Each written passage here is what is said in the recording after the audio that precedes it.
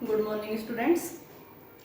हमने इससे पहली वीडियो में प्लाज्मोलाइसिस को देखा था कि प्लाज्मोलाइसिस क्या होता है, डीप्लाज्मोलाइसिस क्या होता है और इम्बाइबेशन क्या होता है। तो हमने जो परासरण, विसरण, इम्बाइबेशन, परमेबिलिटी जितने भी हमने यहाँ पर पढ़े थे वो कोशिका के अंदर पाई जाने वाली क्रियाएं हैं जो वाटर के कारण, विलायक के कारण, विलयन के कारण या फिर कहें विलय विलायक के कारण हो रही थी। इससे आगे हम देखते हैं कि पादप जल संबंध। पादप के अंदर नीचे से पानी को अवशोषण करने की क्षमता पाई जाती है, वो कैसे होती है, सारी क्रियाएं कैसे संपन्न होती हैं। पादप का और जल का, पादप सेल्स का और जल का आपसी कैसे संबंध होता है, कैसे पादप कोशिकाएं भूमि से वाटर को एब्जॉर्ब करती हैं। तो सबसे पहले देखते हैं हम वाटर को ही, जल।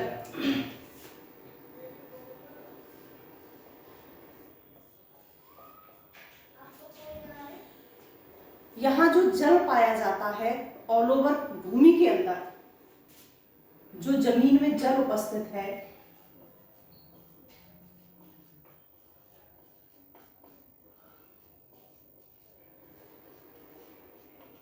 और कौन सा जल? टोटल, कुल जल। तो ये टोटल जल कहलाता है होलार्ड।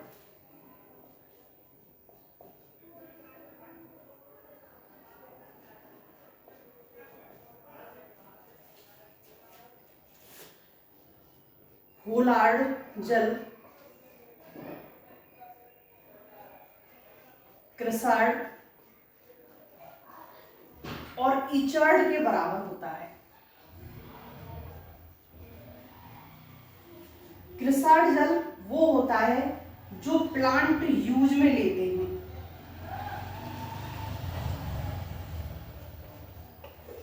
और इचार्ड जल वो होता है जो प्लांट यूज में नहीं ले सकते।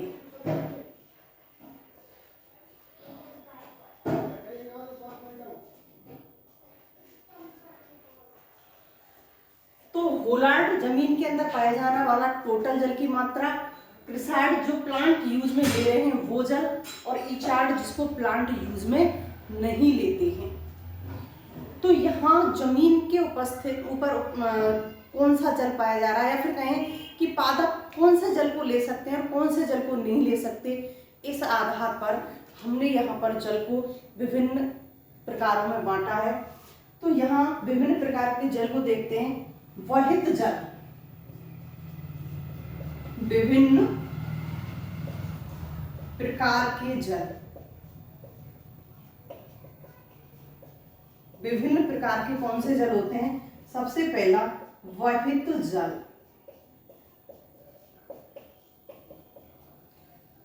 वहित जल वो होता है जो बरसात के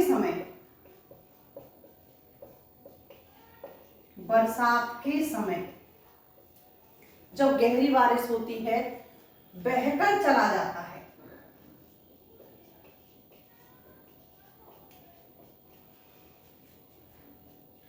जब तेज बारिश होती है तो जमीन सारे जल को अवशोषित नहीं कर पाती, कुछ मात्रा में जल अवशोषित कर पाती है और बाकी सारी जल क्या होता है? बह करके चला जाता है। इसको क्या बोलते हैं? Run of water. वहित जल, रन ऑफ वाटर। दूसरे प्रकार का होता है, क्योंकि ये भी प्लांट्स के काम नहीं आता, ये भी कहाँ चला जाता है? जलाशयों में चला जाता है। तालाब, पोखर, नदी, नाले, उनके अंदर चला जाता है। दूसरा होता है घृतीय जल। जब बरसात के समय तेज बारिश जब हो रही होती है तो इस तेज बरसात में जो जल है भूमि की गहराइयों में चला जाता है। जो बह के चला गया वो तो बह के चला गया, और यहाँ पर कुछ मात्रा में जो जल शेष बचता है वो भूमि की गहराइयों में चला जाता है।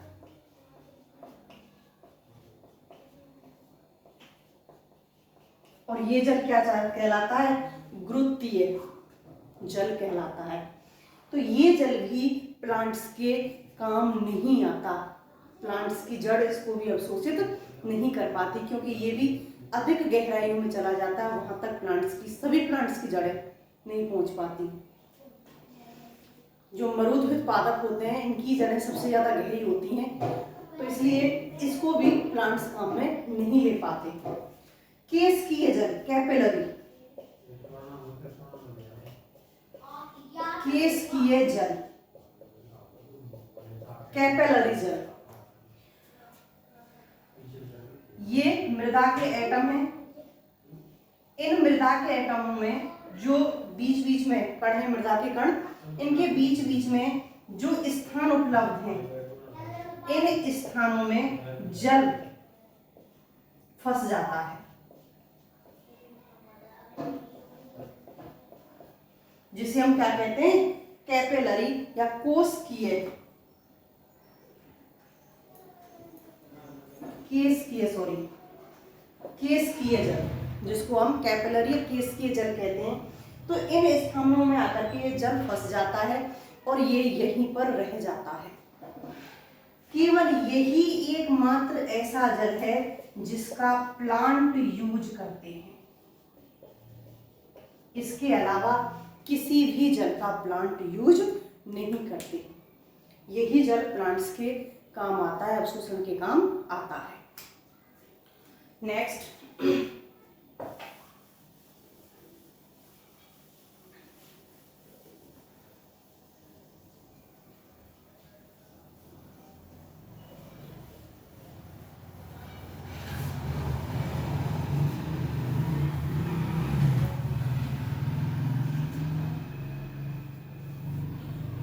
आर्द्रताग्राही जल, आर्द्रताग्राही जल।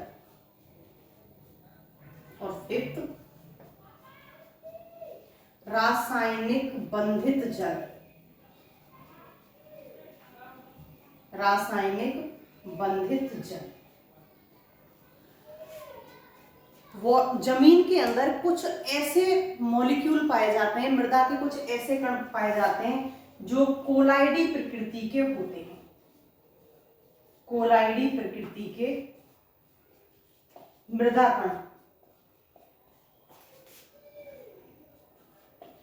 ये क्या करते हैं, ये वाटर को एब्जॉर्ब कर लेते हैं, अवशोषित कर लेते हैं, बाउंड हो जाते हैं जल के अणुओं के साथ में, और जल के अणुओं के साथ में बाउंड होकर के यहाँ पर ये इस जल को प्लांट्स के योग्य नहीं छोड़ते। तो इस जल का भी प्लांट्स यूज नहीं कर पाते, इनके साथ बंधित हो जाते हैं और ये फिर पादपों के अवशोषण के लायक नहीं रहते। रासायनिक बंधित जल, मृदा के अंदर सिलिका, आयरन, एल्युमिनियम, कई चीजें पाई जाती हैं, और ये सभी क्या है, लोहा, धातुएं हैं। सिलिका भी एक तरह की धातु है। तो ये जल के एटम्स के साथ में जल के अणुओं को बंधित कर लेती हैं, बांध लेती हैं, और ये जल जो इनके साथ में मिल जाता है, ये जल फिर पादपों के योग्य नहीं रहता। इस जल का पादप उपयोग नहीं कर पाते। तो यहाँ प्रेजेंट वहित जल, गुरुत्वीय जल, रासायनिक बंधित जल और आर्द्रताग्राही जल प्लांट के योग्य नहीं होता है, इसका प्लांट यूज नहीं कर पाते हैं। केवल जो कैपिलरी वाटर होता है, जिस केसकीय जल जिसे हम कह रहे हैं, केवल केसकीय जल ही पादपों के अवशोषण के लायक होता है, इसी का अवशोषण कर पाते हैं। नेक्स्ट देखते हैं जड़, क्योंकि यहाँ पर जो जल अवशोषण की क्रिया पाई जाती है वो जल अवशोषण की क्रिया जड़ के माध्यम से ही होती है। प्लांट के अंदर जड़ एक ऐसा पार्ट होता है प्लांट का जो प्लांट को जमीन के अंदर भी सादे रखता है, रोके रखता है, और वहां से खनिज, लवण और जल का अवशोषण करता है।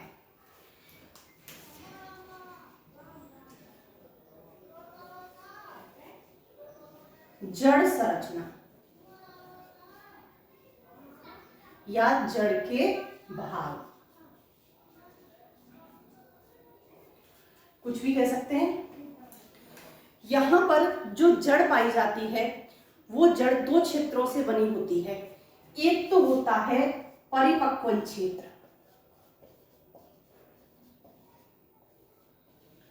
और दूसरा होता है तरुण क्षेत्र। परिपक्वन क्षेत्र और तरुण क्षेत्र। जो परिपक्वन क्षेत्र पाया जाता है स्टूडेंट्स, ये परिपक्वन क्षेत्र कोशिकाएं, पता चल रहा है, मैच्योर कोशिकाएं, परिपक्वन का मतलब ही मैच्योरेशन होता है। तो ये जो कोशिकाएं होती हैं इन पर सुवेरिन का निक्षेपण हो जाता है, या फिर कहें कि काष्ठीय भवन की क्रिया हो जाती है।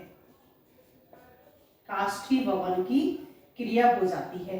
तो ये जो वाला जो रीजन है ये जल का अवशोषण नहीं कर पाता, यहां से जल का अवशोषण नहीं होता। जो तरुण क्षेत्र पाया जाता है यहाँ पर ना तो किसी प्रकार का निक्षेपण पाया जाता है और ना यहाँ पर काष्ठीय भवन की क्रिया होती है। तो यही पार्ट प्लांट का ऐसा होता है जो जल का क्या करता है, अवशोषण। और इस पार्ट को 4 भागों में बांटा गया है। 4 पार्ट होते हैं जिसको तरुण क्षेत्र को जहां बांटा गया है। A root cap, B meristematic region, meristematic region, C elongation region,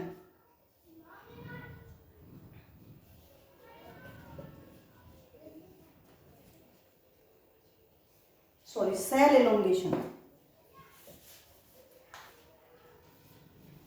shell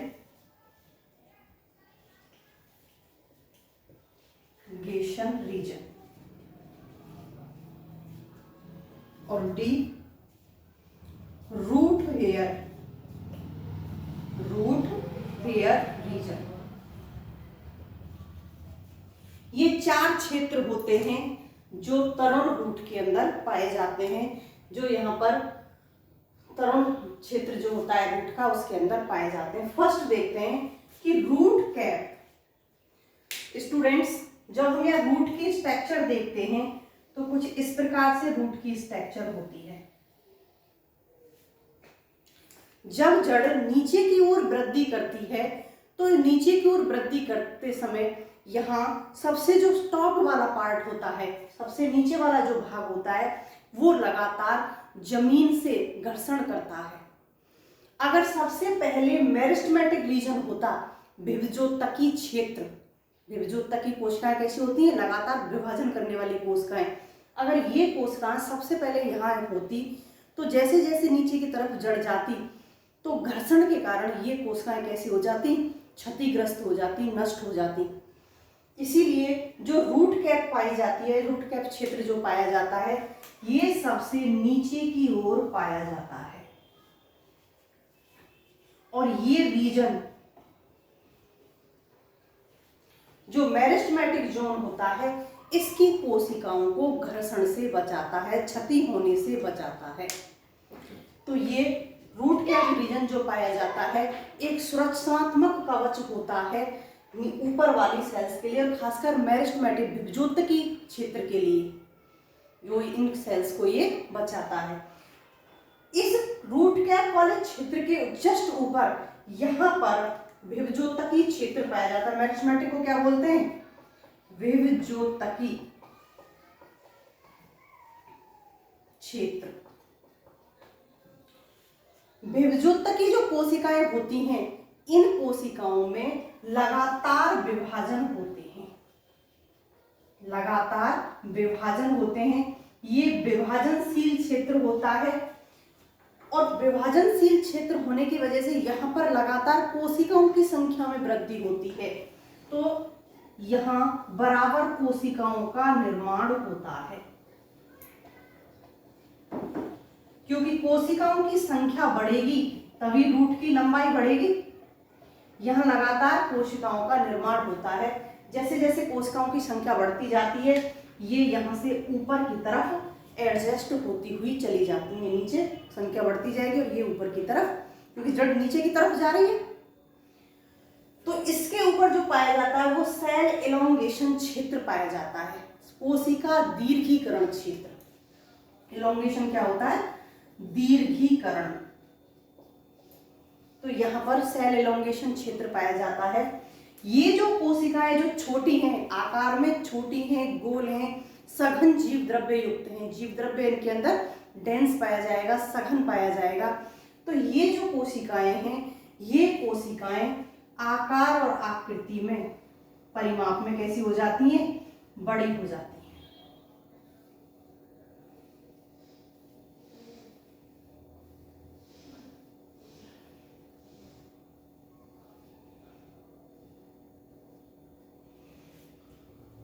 इस ही क्षेत्र की वजह से जो रूट होती है इस रूट की लंबाई बढ़ती है, रूट की लंबाई में वृद्धि होती है। तो यहाँ पर रूट की लंबाई में वृद्धि के लिए जो जिम्मेदार होता है वो यहाँ सेल एलोंगेशन रीजन होता है, कोशिका दीर्घीकरण क्षेत्र होता है। संख्या बढ़ा रहा है मेरिस्टेमेटिक जोन, और उस संख्या की वजह से बढ़ती हुई संख्या जो सेल्स की है उसमें लगातार उन सेल्स में जब आकार और आकृति में उसके परिमाप में वृद्धि होती है, अपने परिमाप से कई गुना अधिक जब वृद्धि हो जाती है तो यहाँ सेल्स की रूट की लंबाई बढ़ती है। तो ये रूट की लंबाई को बढ़ाने के लिए जिम्मेदार होता है। और इसके जस्ट ऊपर पाया जाता है रूट हेयर रीजन, मूल रोम। रूट हेयर को क्या बोलते हैं? मूल रोम। ये मूल रोम इसके ऊपर की तरफ पाए जाते हैं।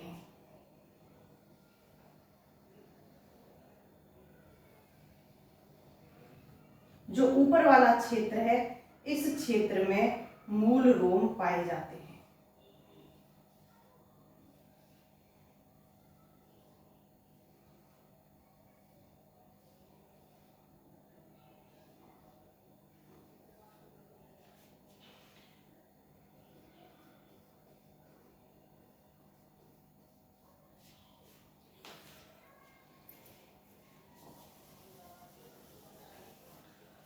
तो यहाँ पर जो तरुण क्षेत्र है इस तरुण क्षेत्र में ये कहीं सबसे नीचे वाला रूट कैप, इससे ऊपर वाला मेरिस्टेमेटिक जोन या रीजन, और इससे ऊपर वाला सेल एलोंगेशन रीजन, और सबसे ऊपर वाला रूट हेयर रीजन। तो इस तरह 4 हिस्सों में बटी हुई होती है या बटा हुआ होता है जो तरुण क्षेत्र होता है रूट का। अब यहाँ पर बात करते हैं हम रूट हेयर्स की। जो यहाँ पर रूट हेयर्स जो पाए जा रहे हैं ये रूट हेयर्स जो रूट की एपिब्लेमा होती है, जो रूट की एपिब्लेमा होती है, ये एपिब्लेमा के अतिवृद्धि होती है।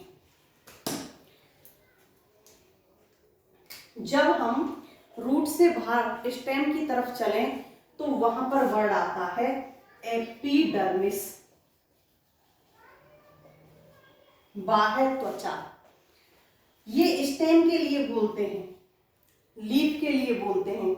और बात जब रूट की करते हैं तो रूट में इसी को हम क्या बोलते हैं? एपिब्लेमा। तो रूट की एपिडर्मिस क्या कहलाती है? एपिब्लेमा।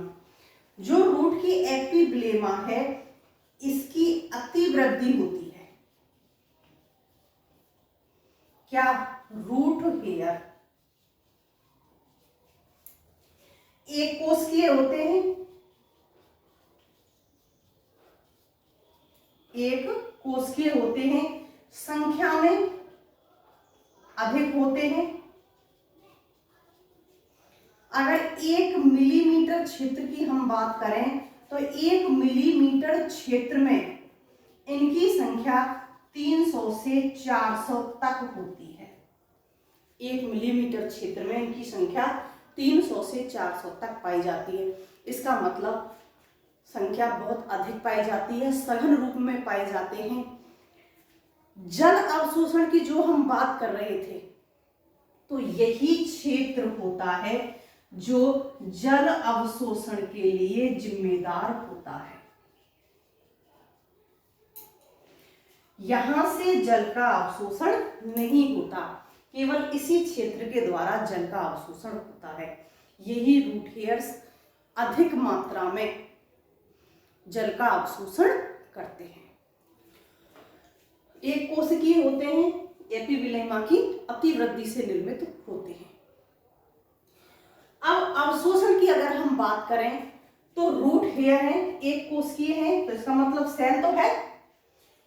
प्लांट सेल है तो रिक्तिका भी उपस्थित है।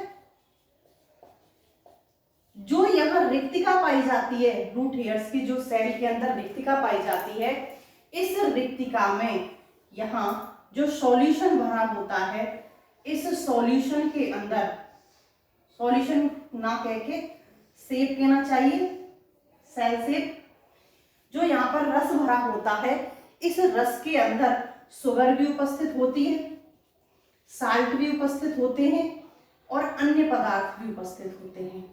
तो इसका जो सॉल्यूशन होता है वो अति पराशरी होता है।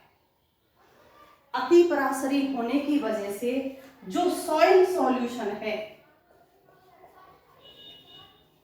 सॉइल सॉल्यूशन भूमि का जल, जो जमीन के अंदर जल और खनिज लवण हैं, इनसे इधर सांद्रता अधिक है, तो ये जल कहाँ जाएगा? सेल के अंदर, इन सेल। तो जल कोशिका में प्रवेश करता है। तो इन रूट हेयर्स में की जो सेल है, सेल्स में जो रिक्तिका पाई जाती है, इसकी अधिक सांद्रता के कारण जमीन से जल और खनिज लवण कोशिका के अंदर या रूट हेयर्स के अंदर गति करते हैं, प्रवेश करते हैं। तो ये आपका रूट की संरचना और रूट में जल कैसे जाता है रूट हेयर्स के जरिए।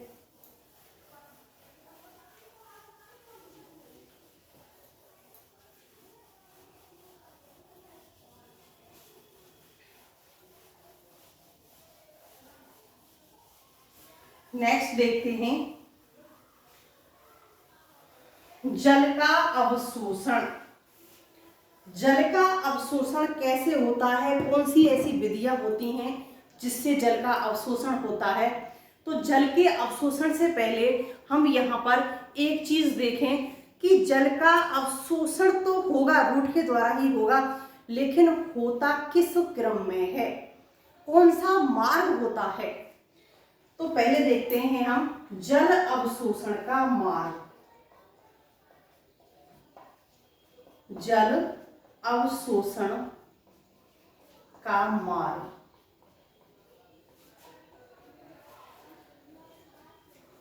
सबसे पहले जल कहाँ उपस्थित होगा? भूमि के अंदर, जिसके अंदर खनिज लवण भी उपस्थित होते हैं। तो अंदर उपस्थित होता है सॉइल सॉल्यूशन। ये सॉइल सॉल्यूशन रूट हेयर्स के कारण, यहां से रूट हेयर्स में जाएगा, रूट हेयर्स से कहां जाएगा? कॉर्टेक्स के अंदर। कॉर्टेक्स के बाद यहां पर,